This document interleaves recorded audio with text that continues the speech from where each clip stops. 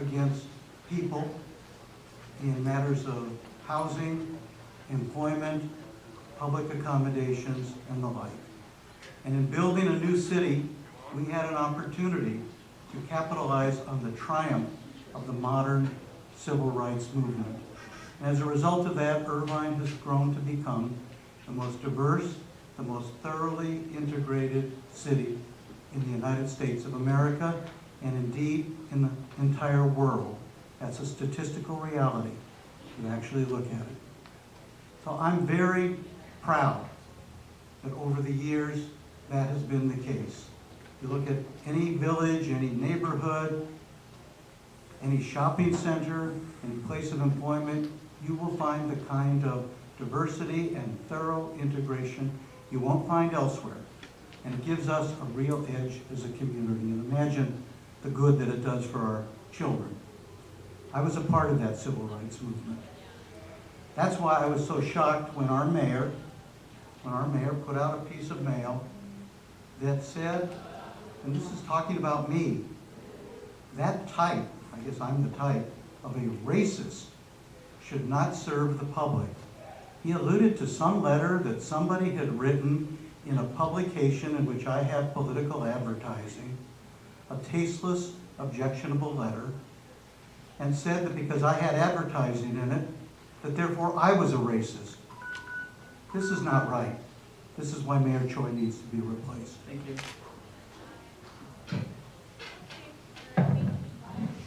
One of the great things that makes Irvine a fabulous place to live and work is the diversity. This is just a wonderful city and it has so much of it. And as I'm going to 10,000 doors, I'm encountering a lot of diversity. And the one common thread between everybody is the traffic. So the question was, what type of policies or programs will be instituted to promote diversity or bring diversity people together? Well, I think having a strong traffic plan is going to bring everybody together. So that's one of the things I want to implement for my term on the council, if I'm so fortunate to be elected, is that's one of the things most people are talking about. Traffic. It doesn't matter who you are. That's what everybody wants, is a solid traffic plan. And that's what I'm going to bring to the city. And that's my response to that. So thank you. Irvine is one of the most beautiful characteristics is the diversity. And UCI also represents a huge campus diversity, I understand over 60%. And then I add the diversity to Irvine's City Council since 2004 for 10 years. It is very interesting to hear some of my opponents' comments. In the earlier time, I said, what is the most important thing in this election? And then I named electing honest, ethical, people with integrity is very, very important. On your own very eyes, they are lying to you. This is the paper, propaganda paper put out by that gentleman on my right, and fully paid for. And then everything published and funded by him, he should be responsible. In that letter, listen carefully. The thing that does surprise me is how many foreigners, not American citizens, are gobbling up the new houses and they are paying with the cash, squeezing out the long-time Irvine residents who want to move up. Is this a embracing statement or what divisive statement? This is a publication. When you publish it and the fund, you should be responsible. That's what I'm talking about, honesty and integrity. And on one hand, easy to say, you embrace the diversity. On the other hand, you talk about the foreigners to exclude. Thank you. Okay, we will actually be going into our closing statements now, out of respect for time for all the candidates and as well for our availability within this room.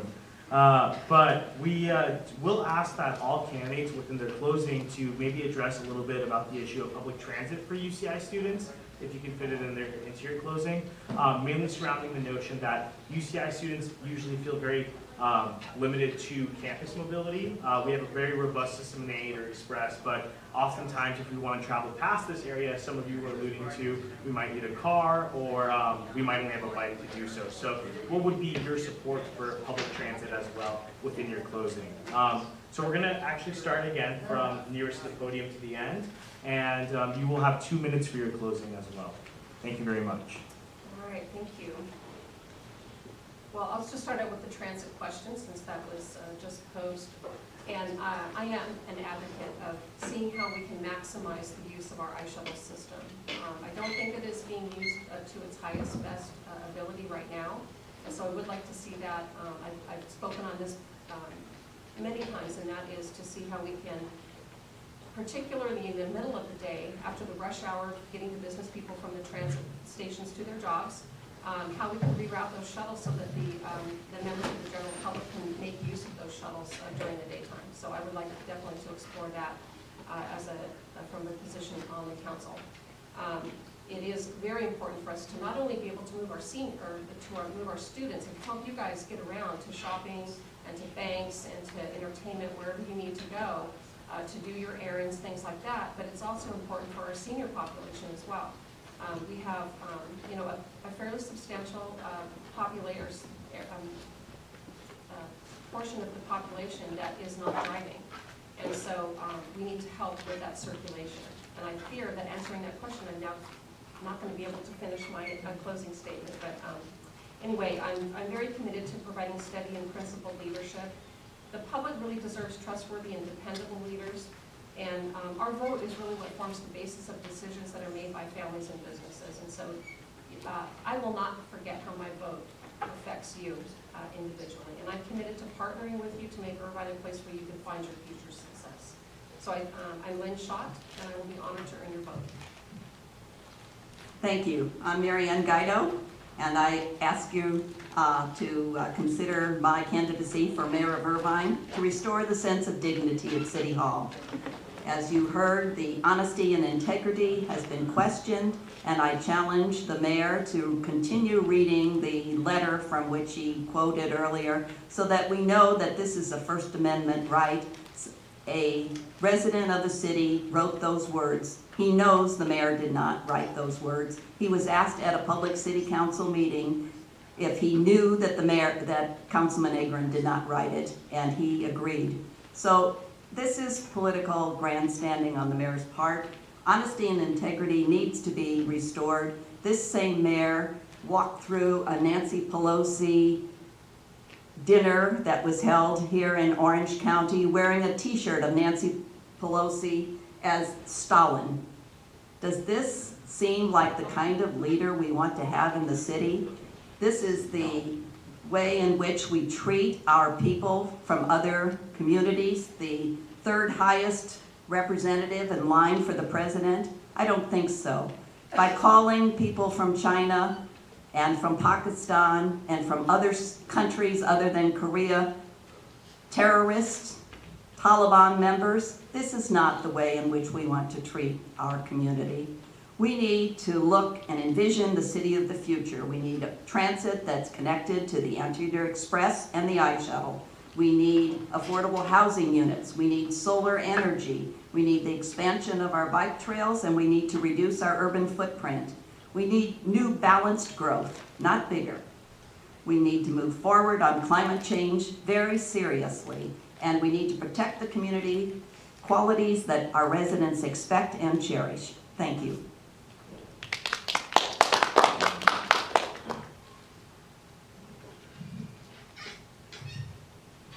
Thank you so much, and thank you for your attention tonight. As you can see here, the council has had a lack of decorum and has been filled with personal attacks. And now that we're in the middle of election season, all of a sudden the people who were on the other side of the debate are now all talking about diversity in transportation and managed growth. It's amazing. All of a sudden they're all for it, all the things that we had been critical of.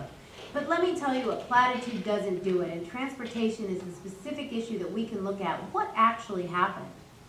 The transportation plan of this council has been solely focused on cars, and the result has been massive congestion. This council gave back $3.5 million because they don't believe in the iShuttle. They wanted to kill it. They didn't want to connect the UCI alternatively through the iShuttle to the Spectrum and to Diamond Jamboree. This is the council that took out 50 parking spaces across the street and put in a fast food drive-through, the 4th on this street. With idling cars, there was no commitment to the air quality here. There was no commitment to walking. Yet they talk about how important it is to plan.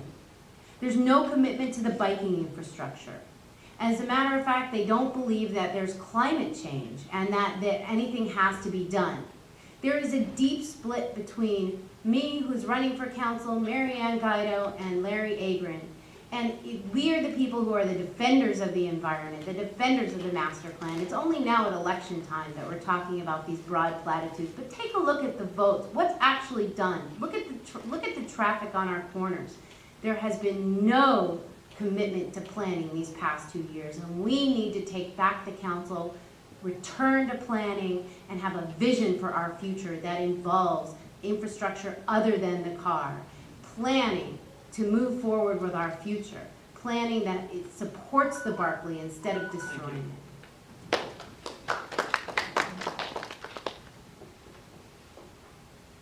Thank you for being here. I know a lot of you probably missed